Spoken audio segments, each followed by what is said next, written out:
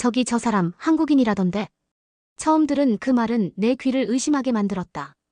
지금 내가 서 있는 이곳은 아이슬란드 북부 해빙 위기 대응을 위한 국제 공동 프로젝트가 진행되는 외딴 어촌 마을. 이곳까지 오기 위해 나는 모스크바에서 레이캬비크까지 5시간 반, 그곳에서 다시 이곳으로 향하는 소형 비행기와 SUV 차량을 번갈아 갈아타며 9시간을 더 이동해야 했다. 백야도 끝나가던 11월 말에 이 마을은 해가 뜨지 않는 겨울철을 앞두고 이미 모든 것이 얼어붙어 있었다. 말 그대로 세상과 단절된 듯한 고립감 속 한국인이라는 존재는 너무나 이질적으로 느껴졌다. 안녕하세요. 제 이름은 나탈리아 이바노바입니다. 러시아 외무부 고위 관료의 딸로 지금은 국제기후정책연구소에서 근무 중인 연구원이에요. 어려서부터 저는 정해진 길을 걸어야 했습니다. 어린 시절에는 발레리나가 되고 싶다고 했지만 아버지는 단호하게 말했죠. 이바노바 가문의 딸은 예술가가 될 수 없다. 너는 미래의 외교관이다. 그렇게 저는 말 잘 듣는 모범생으로 아버지의 이상을 현실로 만드는 도구가 되었어요. 대학교 때는 기후정책을 전공했습니다. 당시엔 기후위기라는 개념이 막 세계적으로 이슈화되던 시기였고 외무부에서도 그 분야에 인재가 필요하다며 저를 밀어넣었죠. 우수한 성적으로 졸업했고 당연하다는 듯 지금의 연구소에 입사했으며 곧장 국제적 프로젝트에 투입됐습니다. 모든 것이 계획대로 진행되고 있었죠. 그리고 이 아이슬란드 프로젝트도 나의 선택이 아닌 위에서 정해준 임무였습니다. 하지만 이상했어요. 이곳에 도착하자마자 설명할 수 없는 자유로움 같은 것이 밀려왔습니다. 아무도 저를 외무부 관료의 딸로 알지 못하고 누구도 저의 출신 배경을 신경 쓰지 않는 이곳. 오직 실력과 행동으로만 평가받는 이 얼음의 땅은 묘하게 나를 해방시키는 듯했죠. 그러던 첫날 그는 제 앞에 나타났습니다. 김준우. 한국 출신의 해양환경 엔지니어. 그는 해군 장교 출신으로 군 제대 후 극지방 환경 NGO에서 일하며 지금까지 수차례 남극과 북극을 오간 전문가였습니다. 하지만 그런 화려한 경력에 비해 그의 태도는 지나치게 조용하고 묵직했어요. 눈을 바라볼 때조차 목소리를 높이지 않았고 필요한 말만 하는 사람이었죠. 한마디로 무뚝뚝했어요. 그런데도 묘하게 사람을 끌어당기는 무언가가 있었습니다. 첫 인상은 그리 좋지 않았습니다. 그는 제가 장비 설치를 하던 중 갑자기 다가와 이 각도로 고정하면 위험할 수 있어요 라고 말하며 손을 뻗었는데 그 순간 저는 자동적으로 방어적인 반응을 했죠. 알아서 할 수 있습니다. 그 말에 그는 말없이 고개를 끄덕이며 물러났습니다. 이상하게도 그 무표정한 얼굴이 내 자존심을 건드렸어요. 하지만 시간이 지나며 저는 그가 단순히 차가운 사람이 아니라는 걸 깨달았습니다. 프로젝트의 특성상 매일 위험한 작업이 많았고 때론 눈보라로 캠프가 고립되기도 했어요. 그럴 때마다 그는 누구보다 빠르게 현장을 점검했고 다른 동료들이 실수하거나 위험에 빠질 때면 가장 먼저 뛰어들었죠. 그리고 저 역시 몇 번 그 도움을 받게 되었습니다. 그중 잊을 수 없는 장면이 있어요. 어느 날 갑자기 날씨가 급변해 베이스 캠프가 반쯤 눈 속에 파묻혔던 날이었죠.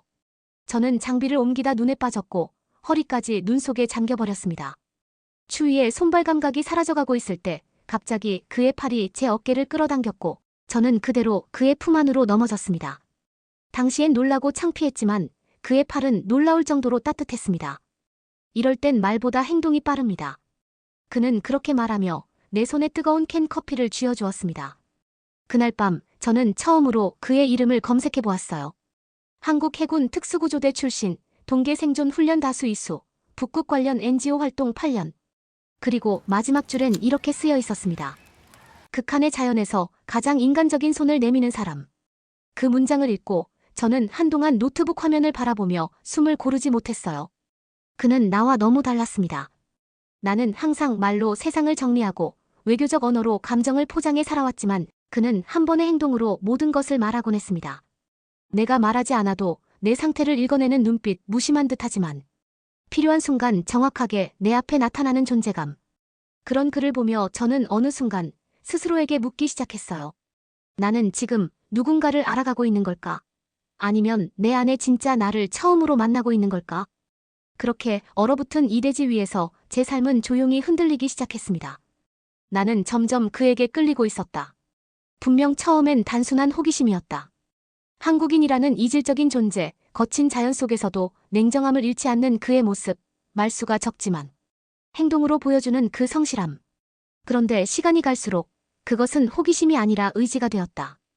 이 얼어붙은 대지 위에서 내가 붙들고 싶은 단 하나의 온기. 우리는 가까워졌다. 그것은 드라마처럼 명확하거나 확실한 사건이 있었던 것도 아니었다. 작은 순간들의 연속이었다. 같은 라면을 나눠 먹던 점심, 눈보라를 피하기 위해 함께 들어간 장비 보관소에서의 짧은 대화, 늦은 밤. 각자의 보고서를 정리하며 나누던 커피 한 잔. 말이 없어도 편안했던 시간들, 침묵이 오히려 말보다 많은 것을 전해주던 순간들. 그리고 그 안에서 나는 그를 이해하려고 애쓰는 나 자신을 발견했다. 한 번은 이런 일이 있었다.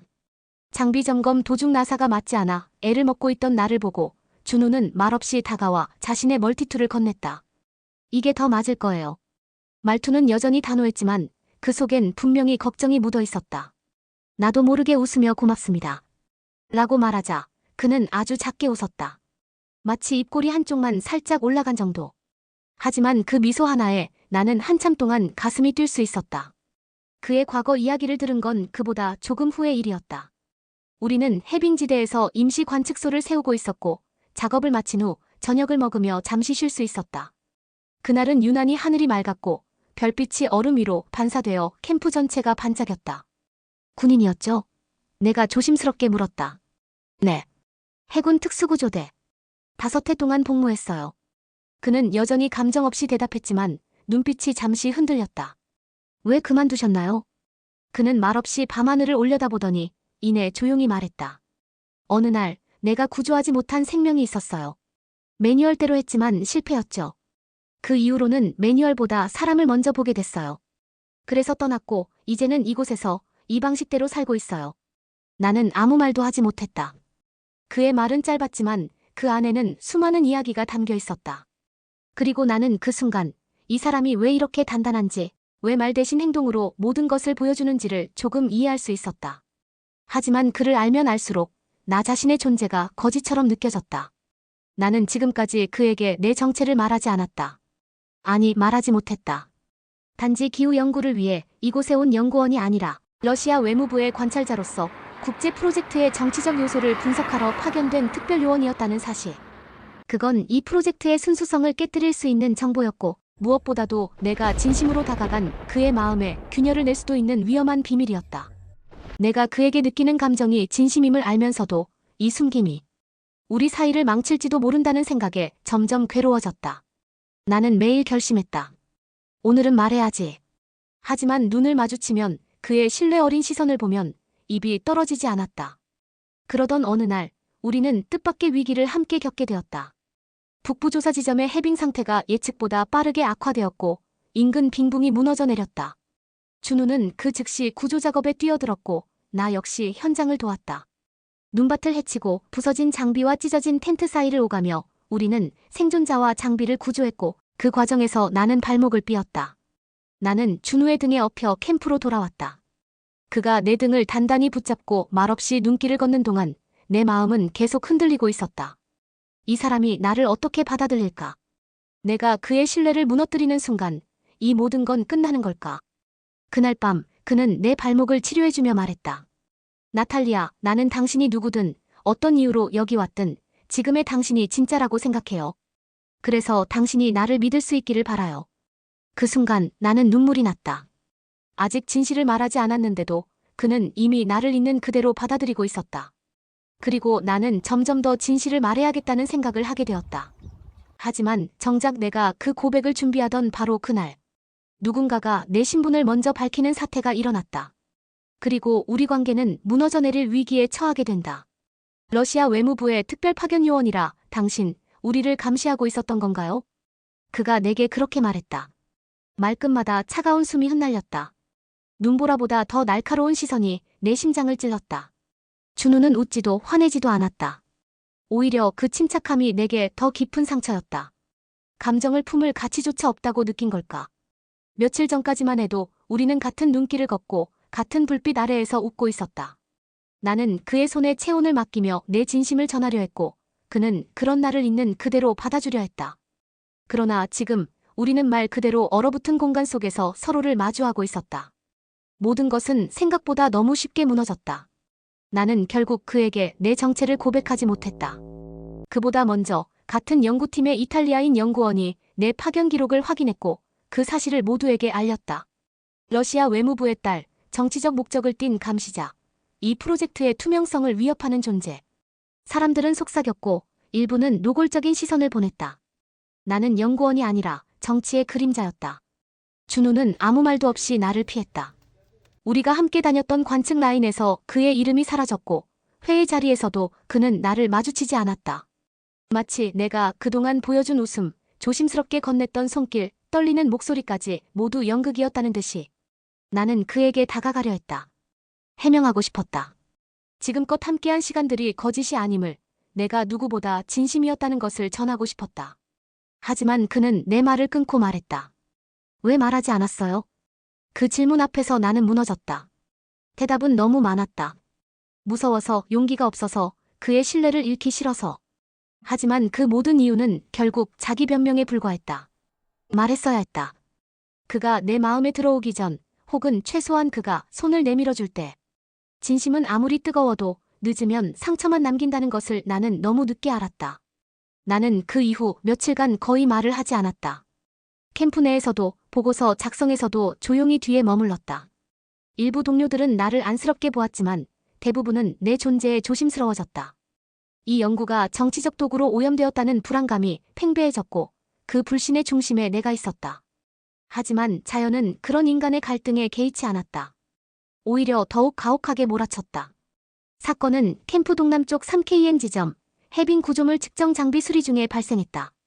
나는 혼자 해당 구역으로 향했고 강풍으로 인해 장비가 오작동하던 걸 복구하려던 찰나 갑작스레 지면에 균열이 일어났다. 순간적으로 중심을 잃고 넘어지며 발목이 얼음 틈에 끼고 말았다. 무전기도 고장나 있었고 그 추위 속에서 나는 구조를 요청할 수단이 없었다.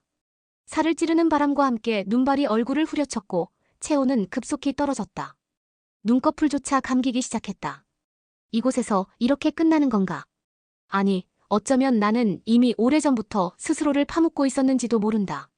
나는 내 진심을 가리고 살아왔고 결국 그 가면이 나를 고립시켰다. 그 순간 멀리서 누군가의 외침이 들렸다. 나탈리아! 믿기지 않았다.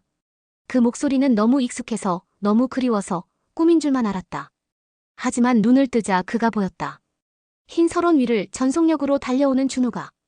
그는 내게 다가와 아무 말 없이 나를 들어올렸고 곧장 캠프로 향했다. 그의 품속에서 나는 떨리는 목소리로 말했다. 왜 온 거예요? 그는 짧게 대답했다. 당신을 그냥 두고 싶지 않았어요. 그 말에 나는 울음을 터뜨렸다. 눈물은 얼굴 위에서 얼음처럼 굳었지만 내 가슴은 녹아내렸다. 나는 그 품 안에서 모든 걸 이야기했다.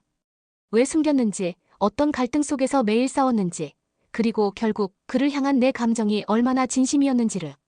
그는 말없이 들었다. 그리고 조용히 말했다. 나는 상처받았어요. 정말로. 하지만 그게 당신을 부정하는 건 아니에요. 그날 이후 우리는 다시 말하기 시작했다. 시간이 모든 걸 해결하지는 못하지만 진심은 조금씩 단단해진다. 그는 여전히 말이 많지 않았지만 내게 커피를 건넬 때 손끝이 다시 따뜻해졌고 보고서에 적힌 내 데이터를 꼼꼼히 검토하며 피드백을 주는 그의 모습엔 이전보다 더 깊은 배려가 있었다. 우리는 다시 함께 걷기 시작했다. 하지만 이번엔 그 전과는 달랐다. 서로의 진실을 알고 서로의 상처를 안고 더 이상 숨지 않기로 약속하며. 아이슬란드 북부의 겨울은 생각보다 더 오래 머문다. 4월이 되어도 눈은 녹지 않았고 하늘은 여전히 낮게 내려앉은 회색빛이었다. 프로젝트는 마무리 단계에 접어들었고 각국에서 모인 연구진과 기술자들은 하나둘 캠프를 떠나기 시작했다. 거대한 냉동고 같던 이 공간도 이제는 조금씩 숨을 돌리는 듯했다. 나는 아직 떠나지 않았다. 아니, 아직 떠날 수 없었다. 마지막 장비 점검과 데이터 정리를 핑계로 조금 더 이곳에 머무르고 싶었다. 얼음 밑에 묻힌 나의 시간들, 숨겨진 진심, 그리고 겨우 다시 잡은 그의 온기를 이대로 두고 가는 것이 두려웠다. 준우 역시 남아있었다. 그는 공식적으로는 장비 철수 책임자로 등록되어 있었지만 누구보다 먼저 정리할 수 있는 사람임을 우리는 모두 알고 있었다. 그가 남은 이유는 나처럼 아직 이곳에 해야 할 일이 있었기 때문일 것이다. 우리 둘은 마치 오래된 북극곰처럼 마지막까지 남은 존재들이었다. 어느 날 프로젝트 종료식을 이틀 앞두고 우리는 둘만의 작별 여행을 떠났다. 캠프에서 북동쪽으로 5km 떨어진 빙하 위, 예전 그가 나를 업고 걸었던 그 길이었다. 발밑으로 얼음이 삐걱거렸고 하늘은 구름 한 점 없이 맑았다. 이곳에서 처음으로 우리는 웃으며 걸었다. 말없이 옆에 있는 것만으로 충분했다. 나탈리아. 그가 내 이름을 불렀다. 나는 그 한마디에 온몸이 반응했다. 내 이름이 이렇게 다정하게 들린 건 처음이었다. 다시 오게 될까요, 이곳에? 나는 한참을 고민하다 대답했다. 이곳에 다시 올 수 있을지는 모르겠지만 당신과 다시 걷는 길이라면 어디든 올 수 있을 거예요. 그는 조용히 웃었다. 그리고 턱끝을 살짝 들어 저 멀리 빙하의 끝을 가리켰다. 저기, 저 끝에 도착하면 무언가 약속을 하나 해요. 서로에게. 우리는 그 빙하 끝자락에 도착했고 잠시 멈춰 섰다. 세상은 고요했고 모든 소리가 얼어붙은 것처럼 정지되어 있었다. 그 고요 속에서 나는 그를 바라보며 말했다. 준우 씨. 그도 나를 바라봤다. 그 눈동자는 한결같았다. 처음 만났던 날부터 지금까지 변함없이 나를 바라보는 눈. 나는 숨을 크게 들이쉬고 드디어 오래 품어왔던 말을 꺼냈다. 저 한국에 가고 싶어요. 당신이 일하는 NGO와 함께하고 싶고 그 바다를 보고 싶어요. 그곳에서 나도 진짜로 살아보고 싶어요. 그는 놀란 듯했지만 이내 고개를 끄덕였다. 그럼 내가 먼저 돌아가서 준비하고 있을게요. 그 말에 나는 웃었다. 눈물도 함께 흘렀다. 이건 단순한 감정이 아니었다. 이건 선택이었다.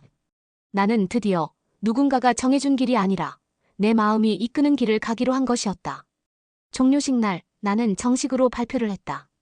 아이슬란드 프로젝트의 종료와 함께 나는 러시아 외무부와의 직책을 내려놓고 독립연구자로서의 길을 걷겠다는 선언이었다. 모두가 놀랐지만 누구도 반박하지 않았다. 내가 보여준 결과와 진심이 증명했기 때문이었다. 그날 밤 우리는 함께 떠났다. 서로 다른 비행기로 서로 다른 도시를 향했지만 종착지는 같았다. 한국. 남해안 작은 어촌 마을, 파도 소리와 갯벌이 살아 숨쉬는 그곳. 그곳에 그가 있었고 나도 이젠 그와 같은 하늘 아래에서 살아가고 있다. 처음엔 모든 것이 낯설었다. 한국어는 어려웠고 사람들의 예의 발음은 오히려 부담스러웠다. 하지만 준우는 늘 곁에서 천천히 가르쳐 주었다. 밥 먹기 전 잘 먹겠습니다라는 말의 따뜻함, 마을 어르신들의 꾸지람 속에도 숨겨진 정, 그리고 비 오는 날 좁은 창문을 열고 커피를 나누는 평화로움. 나는 이 모든 것이 너무 좋았다. 연구소 옥상에서 파란 바다를 바라보며 그는 가끔 말한다. 이 바다도 언젠가는 변하겠지. 하지만 우리가 지킬 수 있는 건 지켜보자고요. 그 말에 나는 고개를 끄덕인다. 이제 우리는 단지 사랑하는 사이가 아니다. 우리는 같은 방향을 바라보는 동반자이고 서로의 신념을 지켜주는 존재다. 이 이야기를 제보하며 나는 다시 그날을 떠올린다. 눈보라 속에서 나를 찾아와준 사람, 진실을 받아들여준 사람, 그리고 지금 이 순간에도 내 옆에서 함께 살아가는 사람. 그의 이름은 김준우. 내 인생의 새로운 시작은 그의 이름과 함께 쓰이게 되었다. 감사합니다, 한국. 그리고 준우 씨. 나는 이곳에서 드디어 나 자신이 되었습니다. 눈과 얼음 속에서 피어난 이 사랑, 그리고 삶의 진짜 방향을 찾아 나선 두 사람의 선택. 여러분의 마음엔 어떤 장면이 가장 깊이 남았나요? 댓글로 여러분의 생각과 감상을 자유롭게 나눠주세요. 여러분의 한마디가 다음 이야기를 만드는데 큰 힘이 됩니다. 좋아요와 구독 버튼을 눌러주세요. 앞으로도 더 많은 감동과 영감을 전해드릴 감동 스토리 여행에서 여러분과 계속 함께하고 싶습니다. 알림 설정도 잊지 마세요. 새로운 이야기 가장 먼저 전해드릴게요.